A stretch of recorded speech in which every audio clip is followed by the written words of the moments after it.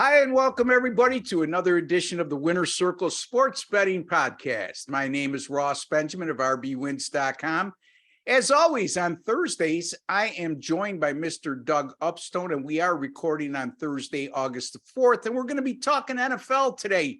Regular season win totals. Doug will be covering his Green Bay Packers, and I'll be looking at the Minnesota Vikings. Interested to hear what Doug has to say on his favorite teams since childhood, I think.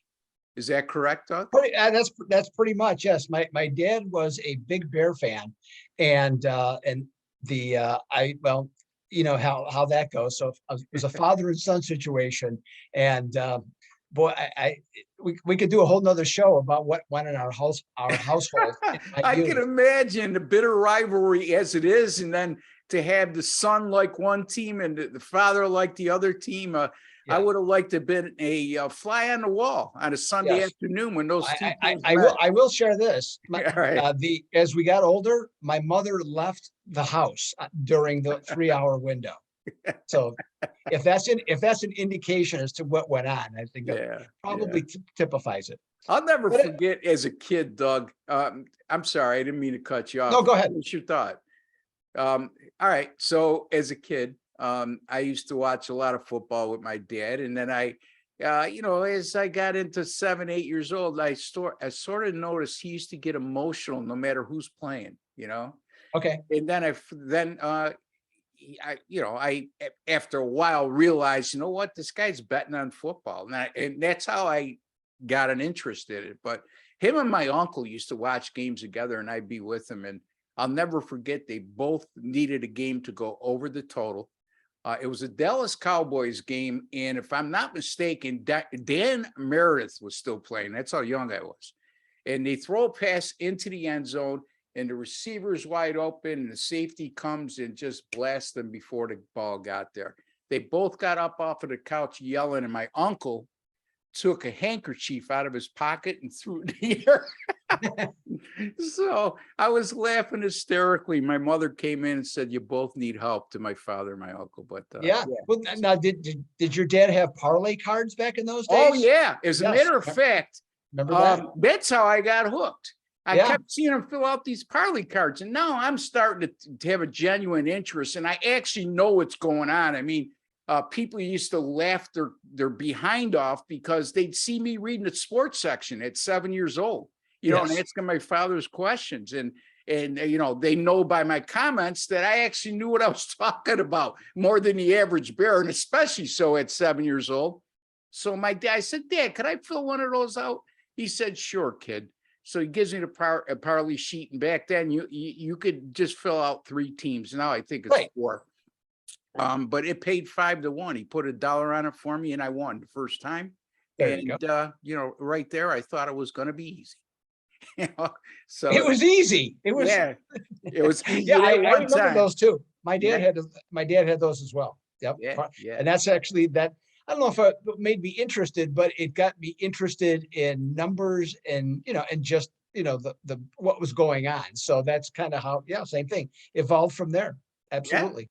Yeah, I mean, we all had our roots somewhere, right? You know what I mean? Whether we realized it at the time or not. Look, even at 15 years old, if you told me I was going to be a professional sports handicapper for the better part of my adult life and doing it full time, I would have said you need your head examined, because back then there was maybe 50, 60 guys doing it. It wasn't like it is now, where anybody who has a winning week calls himself professional, Yes. So, and in any event, Doug, before we get to our 2 selections on the NFL regular season win totals, and I'm really looking forward to your Green Bay analysis, because you're right on them. NFL preseason starts tonight in Jacksonville, and the Las Vegas Raiders will be going at it in Canton, Ohio. And the game has a recent history of being low scoring affairs. And I have a pickup. I don't know if you do. And if you do, tell the folks where they can find you. And if you don't, how have you done in the NFL preseason over the years? And in your estimation, Doug, is there money to be made during the NFL preseason? So I'll answer multiple ways on your questions there. First of all, I do not have a pick on the game, and I'm going to be 100% honest with you, Ross. I'm proud that I don't. And the reason is I have never had a pick of any sort on the game in Canton, Ohio. I just don't like it. I don't like having all the backups playing. It's just not for me. If anybody else wants to do with it, you know what? And like yourself, I say have at it, because Yeah. hey, you get it more than I do. So there's no point in me trying to figure out something that I know that at best it's a coin flip for me. I'm Yeah. not saying No, anybody and else. I can understand that. You're more in the norm than I am in that regard. And, Doug, the thing is, if people start to evaluate rosters in the Hall of Fame game, that's your first of all, you're wasting your time. Second of all, the player rotations, you can almost bet that neither quarterback is going to play more than 2 series in this game, meaning starting quarterbacks. Then you get into depth. Keep in mind, you're just trying to beat a number, whether that be the total or the point spread. Okay. If indeed that's the case, keep an eye on head coaches, how they've done in the preseason. Now, Doug Peterson, who's now the head coach at Jacksonville, do some research on how the Eagles did between 2016 and 2020 with him at the helm during preseason action. So that's a good example. Josh McDaniels, there's only a small sample size the 1 year he lasted with Denver, but going forward, not just this game, going forward, something to keep an eye on, folks. And I can't give away all my secrets, and Doug will never give away all his, but we'll give you some tips here and there. Anyway, Doug, let's get to our picks. How about Yes. the Okay. Green Bay Packers, buddy? All right. Well, you know what is, as you know, Ross, the Green Bay actually opened. Now this is to do with to win the Super Bowl. They actually opened at plus 1,200, and within about a month of that, it dropped to 1,000. Okay, and so with that, there obviously was some people betting them as a team that could do well. Now the over under on the Packers right now stands at 11. That's pretty much been the case. Juice has varied a little bit, as we've gone along. But on this one, I still look at Aaron Rodgers, 39 years old. Look his with his, well, I guess it goes back to last year with his look though. Looks like Nicolas Cage from that Yeah.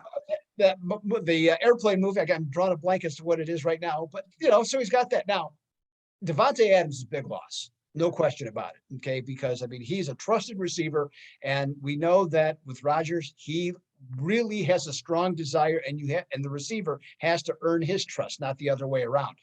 But I think one thing that's going to happen with the Packers this year is that they got tight end Robert Tonyan back. And I think that's going to be a huge deal for them. And I think what you're going to see from the Packers this year, especially early in the season, roughly the first half, maybe not quite that long, I think you're going to see an extensive use of tight ends. They'll do a lot of two tight end sets, and or take a tight end and put them out to one side as a slot receiver, basically. And so they're going to try and force the issue, and they have a nice collection of tight ends. So what they're lacking a little bit at wide receiver for now, I think they can compensate for that. And part of the reason they can compensate, offensive line still is good. Okay. Still, it has, like everybody, they have their injuries, but for whatever reason, they have been able to maintain a pretty cohesive unit on there.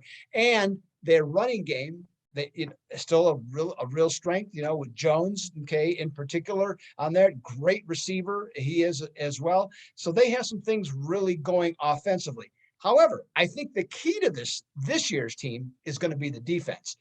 Packers have been progressing each and every year, okay, on defensively. And the thing now, they have 7 number 1 draft picks, Ross, that are starting this year. 7. I don't think anyone has anything even close to that. So this defense could be really good. And I think that's what could carry them in the early going. Now, you look at the division, the Bears stink. Okay, Detroit's better, not great. Minnesota, maybe. But Kirk Cousins, he's as apt to win a big game as he is to lose one for the most part. So it's hard to say. New coaching staff there. So the Packers have won 13 games each of their last 3 years under Matt LaFleur. What is so much different about this team? Is it maybe a little weaker? I'd say possibly, but I don't see any reason that they don't win 12 games, okay, this upcoming season. Now, if you're asking me about Matt LaFleur as the coach in the playoffs, that's another discussion, okay, to have in terms of how his performance has been in big games in the playoffs.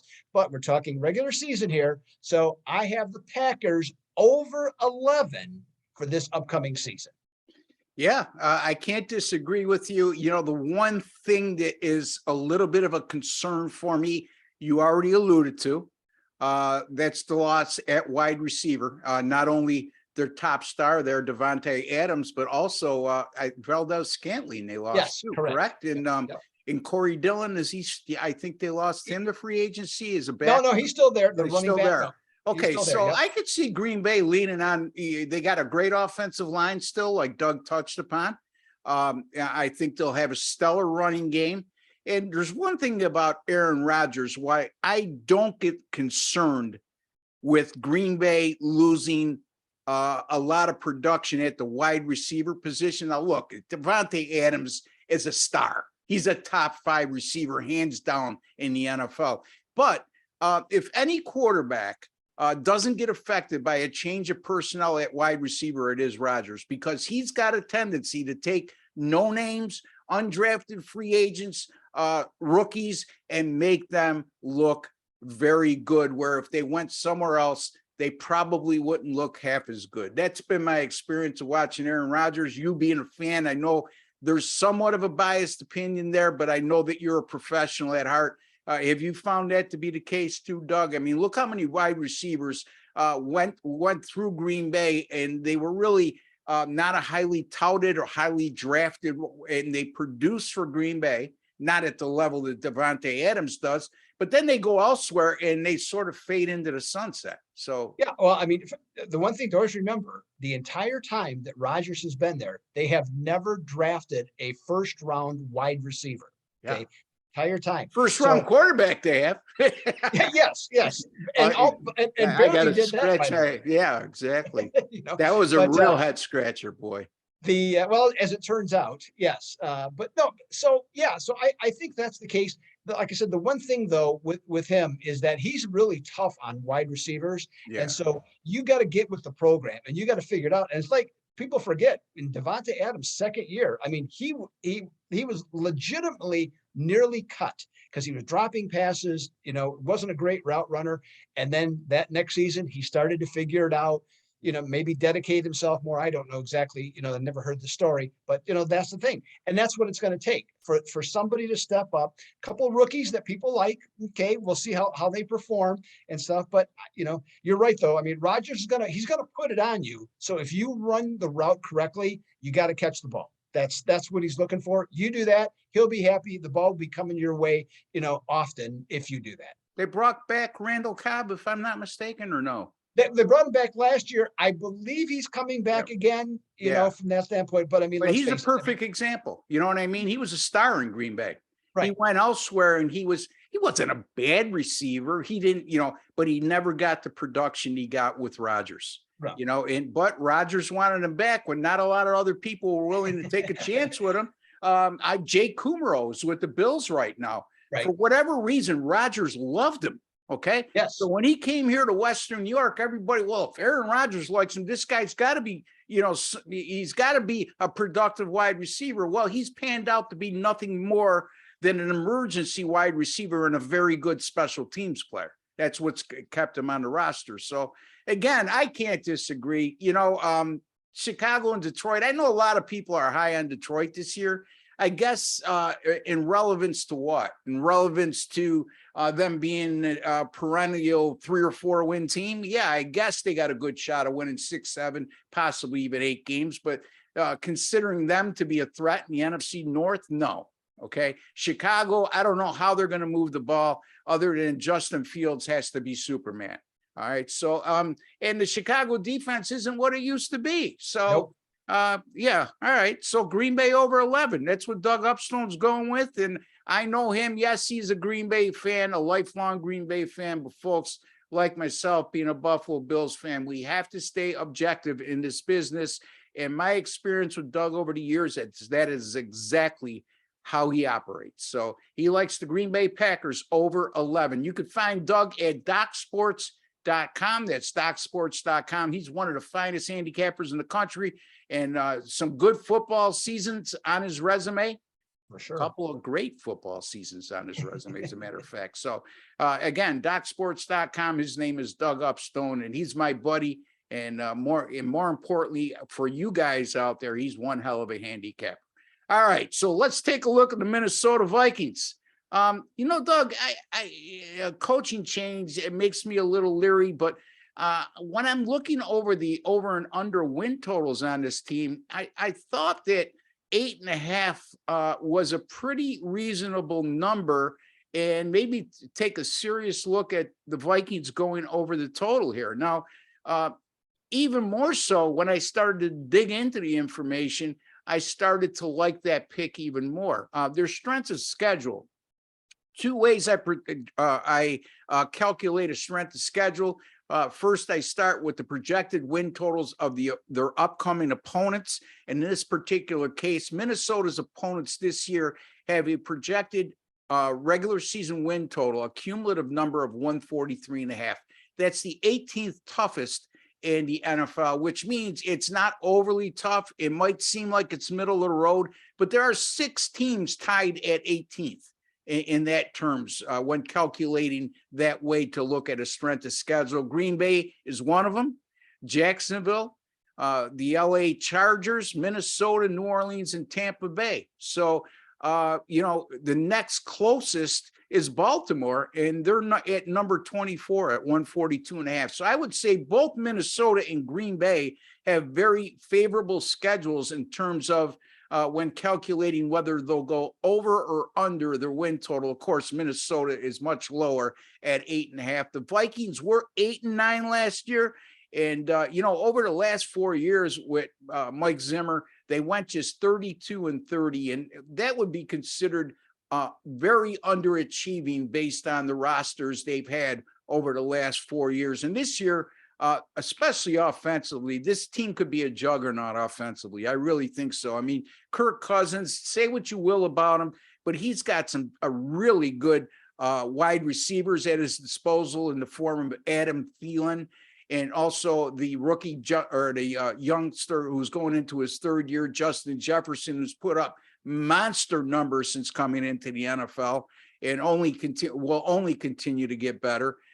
You also have a up and coming tight end in Irv Smith out of Alabama. Although Smith was injured in practice this week, he's going to require some surgery, and they project he'll be back for week 1. But I see him taking on a bigger role and emerging as a legitimate tight end in that offense. And also Dalvin Cook, if he stays healthy, that's the key.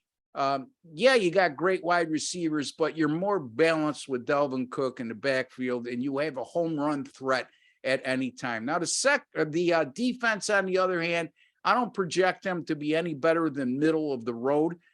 They have some very young players in the secondary. As a matter of fact, they drafted a safety and 2 cornerbacks in the first 4 rounds of the draft.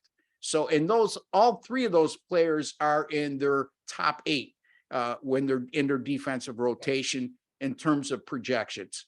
And also the fact that 3 others in that top 8 are also in their 3rd year, beginning their 3rd year, I should say. So it's going to be a young secondary. They have some veterans back there in Harrison Smith and also Patrick Peterson. I don't know how much he has left in the tank, but in any event, if Minnesota is going to have a successful year, it's if their defense can at least hold serve and their offense can stay healthy and play up to their potential. I think they have an excellent opportunity to surpass 8.5 wins. Even if you get them at 9, folks, I would even go there. I'm projecting them to go 10-7 this year. They're only obviously they'll be chasing Green Bay, and I wouldn't be shocked at all if they give a Green Bay a run for their money in the division. But right now, I just want to concentrate on going over that win total of 8.5. That's going to be my pick, Doug. Green Bay over 11 for Doug Upstone. Ross Benjamin, yours truly. I'm on the Minnesota Vikings over 8.5. Your comments, Doug. I think for me in Minnesota, the 2 most important things, and you mentioned them both, are does Dalvin Cook, can he play 17 games? Okay, so that's number one. Even if he can miss some time, maybe in a few of them, but not many more than that. And that defense, that's the thing. Because having defensive breakdowns in the secondary can be a killer. You have a pass rush, you do the job, everything else, and all of a sudden, some guy miss coverages, stuff like that occurs. That can just be a killer for any team. And so I think those are the two things. If the defense can hold up, Dalvin Cook can play 17 games. I think the Vikings, I agree with you. I think they're an overplay at 8.5. Very good. And that's coming from a huge Green Bay fan and a guy that I respect to stay objective when giving these opinions out on this show. And Doug, again, the NFL preseason starts tonight. Still a lot of baseball left to be played, Doug.